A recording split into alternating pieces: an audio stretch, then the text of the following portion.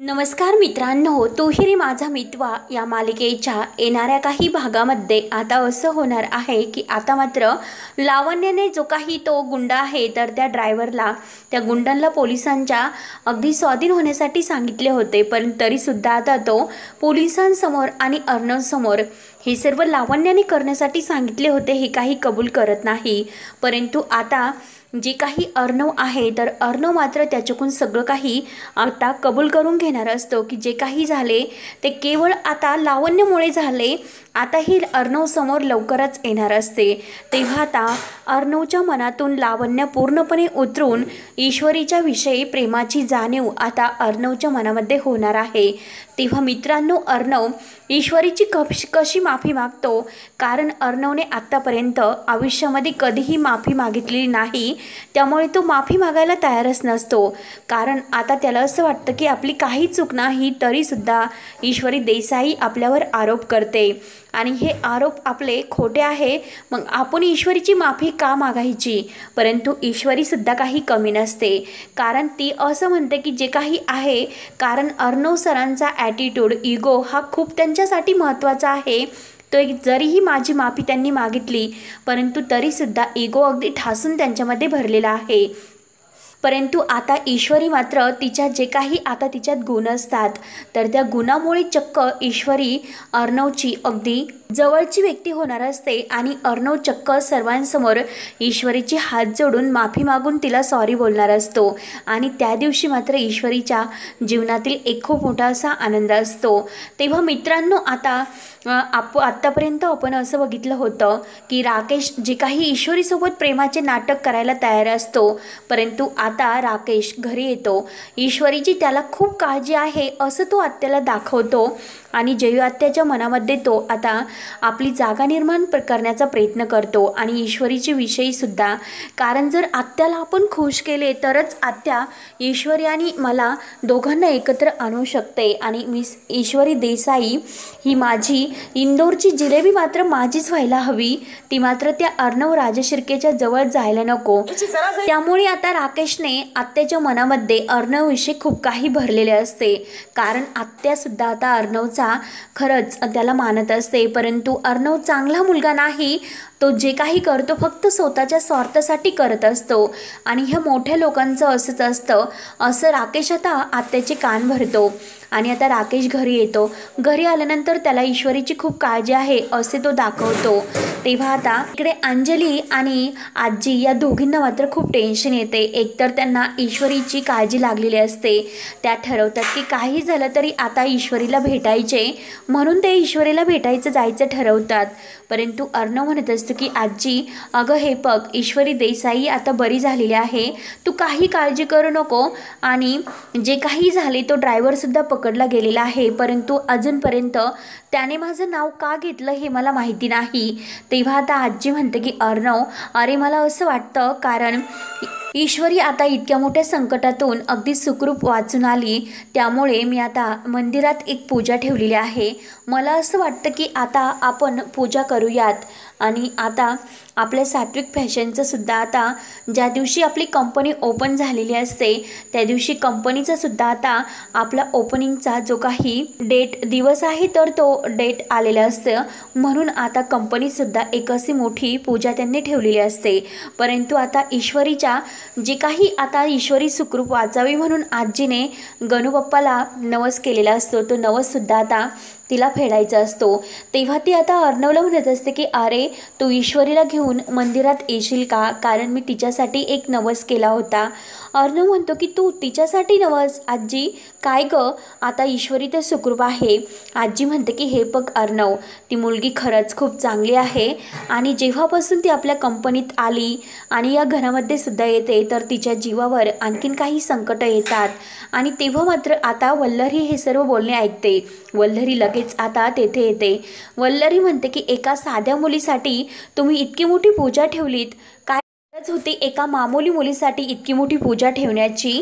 आणि अंजली तू तर काय गं, अगं तुझा तर उपवास आहे, तरीसुद्धा तुला त्या मुलीचीच काळजी वाटते. अगं तू राकेशला फोन कर आणि राकेशला तुला उपवास सोडायचा आहे, त्यामुळे तू तर काही अन्नपाणी वगैरे काही घेत नाही आणि सारखा तू आता फक्त त्या मुलीचा विचार करते. अगं स्वतःकडे लक्ष दे. तेव्हा आता अर्णव म्हणतो की ताई, मी तुला सांगितलं होतं की तू तुझी काळजी घे आणि काळजी न घेता तू उपवास वगैरे कशाला करतेस बरं. तेव्हा आता अंजली म्हणत असते की अरे माझं व्रत आहे, ते व्रत मला पूर्ण करावे लागेल आणि मला आता यांना फोन करून पूजेसाठी नक्की बोलवावं लागेल. आणि त्याच वेळेस आता आजी म्हणते की अगं अंजली, आपल्याला तर मंदिरात जायचंच आहे, मग तू एक काम कर, तू आता ईशूला फोन कर आणि ईश्वरीला खरंच तिकडे पूजेसाठी बोलावून घे आणि नम्रता आणि ईश्वरी या दोघी नक्की येतील. तेव्हा मात्र आता अर्णव म्हणत असतो की मिस इंदोर तर माझ्यावर खूप नाराज आहे, कारण आता मी त्यांना जॉबवरून जरी काढलं नसलं तरीसुद्धा त्यांना असं वाटतं की माझी चूक आहे, कारण त्या ड्रायव्हरने अजून सत्य सांगितलेलं नाही आणि त्यामुळे त्या मला दोषी मानतात. परंतु काही झालं तरी मात्र त्यांचा हा गैरसमज मला दूर करावा लागेल. आता अर्णव पूर्णपणे आतून तुटलेला असतो. त्याच्या डोक्यात फक्त तोच विचार असतो, सारखा तो ईश्वरीविषयी विचार करत असतो. ईश्वरी सोबतचे आता त्याला प्रत्येक क्षण आठवत असतात. रात्रीची झोपसुद्धा अर्णवला लागत नसते, म्हणून अंजली ईश्वरीची भेट घेऊन तिला सर्व सत्याबद्दल सांगते. आणि आता अंजलीने शेवटचं म्हणजे आता ईश्वरीला त्या अर्णवच्या आईबद्दल म्हणजे अंजलीच्या आईबद्दल सांगितलेलं असते, कारण त्यांच्या आईचं एक स्वप्न होतं, कारण त्यासुद्धा विणकाम करायच्या, डिझाईन वगैरे सर्व काही त्यांचं अगदी स्वप्न होतं. आणि आपल्या आईचं स्वप्नच पूर्ण करण्यासाठी अर्णवने मात्र सात्विक फॅशनची जी काही इतकी मोठी कंपनी आहे ती कंपनी आपल्या आईसाठी उभी केली होती. आता ईश्वरीला याबद्दल माहिती होतं आणि आता ईश्वरीने तेथे एक जुनी मशीनसुद्धा कंपनीत बघितली असते. तेव्हा आता ईश्वरी त्या मशीनबद्दल आता अंजली ताईंना विचारते. तेव्हा आता अंजली म्हणते की अगं, ही माझ्या आईची मशीन आहे. लहानपणी आम्ही जेव्हा लहान होतो तेव्हा मात्र आई ह्या मशीनवर कपडे शिवायची, विणकाम करायची, त्यावरती डिझाईन काम करायची आणि माझ्या आईचं स्वप्न अधुरं राहिलं होतं, कारण जे काही झाले ते अगदी दुर्दैवाने सर्व काही वाईट घडले. माझ्या काकांनी आम्हाला खूप त्रास दिला, घराच्या बाहेर काढलं.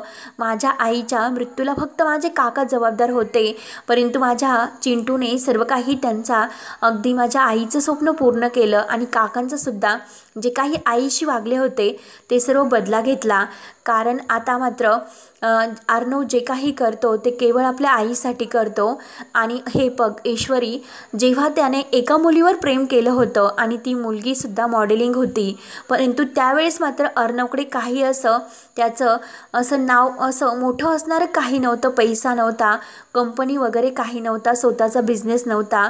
परंतु त्याने आता त्या मुलीच्या म्हणजे त्या मुलीने जेव्हा ती त्याला सोडून गेली तेव्हा तिने म्हटली होती, अरे तुझ्याकडे काही नाही त्यामुळे कोणीही तुझ्याकडे नाही राहू शकत. तेच आता अर्णवचं एक ध्येय होतं, म्हणून तो जे काही वागतो तर तेव्हा त्याचा तो स्वभाव त्या मुलीमुळे घडला होता. कारण आयुष्यामध्ये जेव्हा लहानपणापासून असे अनेक दुःख, ठेच, आगळ वगैरे सर्व काही अर्णवच्या आयुष्यामध्ये आले आणि त्यामुळे अर्णवचं आयुष्य बदलत गेलं. माझा चिंटू खरंच खूप अगदी सत्यवादी आहे, तो कधीही कुणाचं वाईट करणारा नाही. जे काही करतो तर त्याच्या आयुष्यामध्ये जे काही त्याच्याबरोबर घडले त्यामुळे घडलेले आहे. तेव्हा आता त्या मशीनबद्दल आता ईश्वरीला कळते. ईश्वरी म्हणत असते की अंजली ताई, आता मात्र ह्या मशीनची पूजा तर व्हायलाच हवी, कारण आता ही मशीन खरंच खूप 40 वर्षापूर्वीची जुनी मशीन असली तरीसुद्धा ह्या मशीनवर आता सात्विक फॅशनमधील अगदी जे काही हे कपडे शिवले जातात ते कपड्यांचं डिझाईन तेथे बनवायला हवं आणि ते मी पूर्ण करेल. आता ह्या मशीनवर जे काही डिझाईन बनवायचे आहे ते सर्व मी करेल. म्हणून ईश्वरीने आता ते सर्व काम आपल्याकडे घेतलेले असते. अंजलीला खूप असा आनंद होतो. अंजली म्हणत असते की खरंच माझ्या आईचं जे काही स्वप्न होतं, तिचं जे काही ती विणकाम जे काही ते अगदी तिची कला होती, तर त्या मशीनवर ती सर्व काही अगदी करत होती आणि खरंच आज तिच्या या कलांना वाव मिळेल, कारण ईश्वरी स्वतः ते सर्व करते म्हणून म्हणून आता अंजलीला खूप आनंद होतो। आणि तेव्हा मात्र हे सर्व अर्णवला अंजली जेव्हा सांगते तेव्हा मात्र आता अर्णवला सुद्धा खूप आनंद होतो की खरंच या मुलीमध्ये असं काहीतरी खास वेगळं आहे की जी आपल्यासाठी करते, दुसऱ्यांसाठी धडपडते, परंतु खरंच आपण तिची माफी मागायला हवी। आपण चुकतोय, आपल्यामुळे तिला खूप त्रास होतोय, कारण जे काही झाले ते केवळ आपल्यामुळे होते, परंतु याचा खरा सूत्रधार कोण आहे हे नक्की मी शोधून काढेलच। तेव्हा आता ईश्वरी अर्णवच्या आईचं जे काही स्वप्नाची ती मशीन आहे तर त्या मशीनवर बसून आता सात्विक फॅशनमध्ये अगदी सर्व काही ती कपडे आणि डिझाईन काम पूर्ण करणार असते।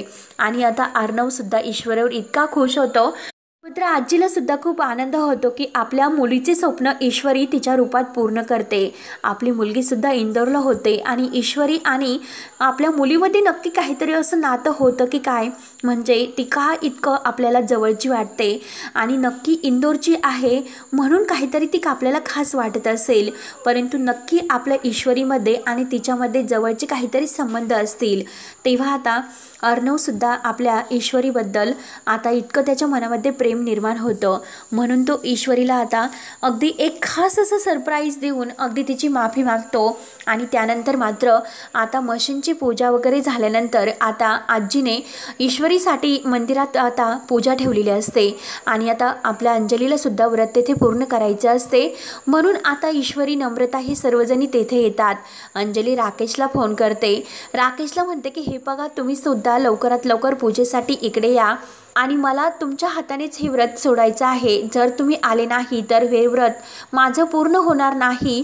तेव्हा मात्र आता अंजलीला चक्करसुद्धा येत असतात। आता अर्णव अंजलीला वर रागवतो, अंजलीला म्हणत असतो की ताई मी तुला किती वेळेस सांगितलं की तू तुझी काळजी घे, परंतु तू स्वतःकडे लक्ष न देता हे व्रत उपवास वगैरे कशाला करते बरं, काय गरज आहे तुला ही सर्व करण्याची। तेव्हा आता अंजली चिंटूला समजावते की चिंटू हे बघ तू काही काळजी करू नको, जे काही आहे ते सर्व काही मी आपल्या म्हणजे भल्यासाठी करते, तू माझी काळजी करू नको, मी ठीक आहे। तेव्हा मात्र आता सर्वजण मंदिरात जायला निघालेले असतात, ईश्वरी आणि नम्रतासुद्धा तेथे येतात। तेव्हा मात्र आता ईश्वरीच्या हातामध्ये पूजेचं ताट असतं आणि अंजलीला काही पूजेचं ताट काही मिळत नाही। तेव्हा आता अर्णव तेथे दुकानावर खूप वेळ उभा असतो, परंतु आता तेथे ईश्वरीसुद्धा असते आणि ईश्वरीच्या हातामध्ये पूजेचं ताट असतं। तेव्हा आता अंजली म्हणत असते की खूप वेळ झाला, माझी पूजासुद्धा आता व्हायची राहिलेली आहे आणि मुहूर्त निघून जाईल। तेव्हा आता अर्णव म्हणत असतो की ईश्वरी एक काम कर, तू अंजली ताईची पूजा आहे आणि तिचं आजचं व्रत आहे ते व्रत आता वेळेवर जर पूर्ण झालं नाही, मुहूर्त निघून जाईल। तेव्हा आता ईश्वरी म्हणत असते की हे बघा हे ताट मी माझं पूजेचे अंजली ताईंना देते, तुम्ही काही काळजी करू नका। तेव्हा मात्र अर्णव आणि ईश्वरी यांचा एकमेकांना धक्का लागतो आणि धक्क्याने मात्र ते ताट आता अर्णवच्या धक्क्याने ते खाली असं पडलं जातं आणि त्यातील कुंकू मात्र आता ईश्वरीच्या अंगावर उडते, तिच्या कपाळावर उडते। अर्णव आणि ईश्वरी एकटक आता एकमेकांकडे बघत असतात। तेव्हा मात्र आता आजीला मात्र इतका आनंद होतो, आजी म्हणते की नक्की देवानेच आपल्याला काहीतरी संकेत दिलेला आहे आणि यामागे देवाचं सुद्धा काहीतरी संकेत आहे। अंजलीला सुद्धा खूप आनंद होतो। तेव्हा आता ईश्वरी अर्णवची माफी मागते, अर्णवला म्हणत असते की हे बघा जे काही झाले ते केवळ आता योगायोग नाही तर काही नाही, ते माझ्याकडून धक्का लागला आणि ते ताट सांडले, मी एक काम करते लगेच दुसरं ते पूजेचं ताट घेऊन येते। ईश्वरी घाईने जाते आणि ते पूजेचं ताट घ्यायला लागते, तेव्हा अर्णव तेथे येतो आणि आता अर्णव तेथे आल्यानंतर मात्र ईश्वरीची ओढणी उडते आणि ईश्वरीची ओढणी ओढून आता अर्णवच्या डोक्यावर जाऊन पडते। अर्णव एकटक आता ईश्वरीकडे बघत असतो आणि आता ईश्वरी आणि अर्णव यांची आता जी काही जवळीक आहे तर एकमेकांविषयी जी काही भावना आहे त्यांच्या मनामध्ये अगदी वेगळी भावना सुरू होते। अर्णवसुद्धा इतका शांत झालेला असतो, कारण त्याचा इगो आहे तर तो त्याने चक्क ईश्वरीसाठी बाजूला ठेवलेला असतो। अर्णवच्या आयुष्यामध्ये जी काही बदल घडवणारी मुलगी आहे ती ईश्वरी आहे हे ऐकून मात्र आता अंजली आणि आजी या दोघींना मात्र खूप असा आनंद होत असतो। त्यामुळे आता मात्र दोघेही आता विचार करतात की अर्णव आणि ईश्वरी या दोघांच्या लग्नाची आपल्याला तयारी करायला हवी, लवकरात लवकर पत्रिका आपल्याला गुरुजींना दाखवावीच लागेल, कारण आता या दोघांचे मन आता जुळत आलेले आहे। त्यासाठी आपण त्यांच्यासाठी विचार करायलाच हवा आणि हे काम मात्र आपलं असेल तेव्हा मात्र आता दोघी मंदिरात हे सर्व बोलत असतात आणि त्याच वेळेस आता राकेश तेथे येतो. राकेश आता तेथे ईश्वरी आणि नम्रताला बघतो तेव्हा त्याच्या पायाखालची जमीन सरकते. तो विचार करतो की ही इंदोरी जिलेबी मात्र मी तिला त्या अर्णव राजशिर्केजवळून लांब करण्याचा खूप प्रयत्न करतोय. एकतर आत्याने सुद्धा आता ईश्वरीला माझ्याविषयी खूप काही चांगलं सांगितलं. ईश्वरीने माझा विचार करायला हवा आणि ती सारखं राजशिर्केंच्या घरामध्ये काय करत असेल. आता मला एक काम करावं लागेल, या मुलीला राजशिर्केंच्या घरामधून कायमची हक्कलपट्टी करण्यासाठी काहीतरी असा प्लॅन करावा लागेल. म्हणून तिच्यावर आता चोरीचा आरोप येण्यासाठी मात्र राकेश पूर्णपणे प्रयत्न करतो. परंतु होते काही योगायोग वेगळा, जे काही होते तर देवकृपेने वेगळेच होते आणि जे काही आता घरामध्ये असं घडलेलं होतं ते आता म्हणजे राकेशच्याच बाजूने होते आणि आता ईश्वरी त्याच्यातून सुद्धा वाचते. तेव्हा मात्र आता राकेश आणखीनच चिडलेला असतो, कारण आता ही पूजा करण्यासाठी येथे आलेली आहे आणि मला अंजलीकडे तिचं व्रत सोडवण्यासाठी जाता येणार नाही. त्यामुळे अंजली आणि अर्णव माझ्यावर आणखीनच रागवेल. त्यासाठी काहीतरी प्लॅन मला करावा लागेल. म्हणून आता राकेश एक प्लॅन करण्याचा ठरवतो. तेव्हा मित्रांनो, आता राकेश मंदिरात कसा येऊन पोहोचतो आणि ईश्वरीचं लक्ष राकेशकडे कसे जाते. तेव्हा आता राकेश आणि ईश्वरी या दोघांमध्ये जे काही आता राकेश ईश्वरीला फसवतो ते सत्य लवकरच ईश्वरी समोर येणार आहे. तेव्हा मित्रांनो, पुढे काय काय होतं हे बघण्यासाठी आपल्या चॅनलला नक्की सबस्क्राईब करत राहा. धन्यवाद.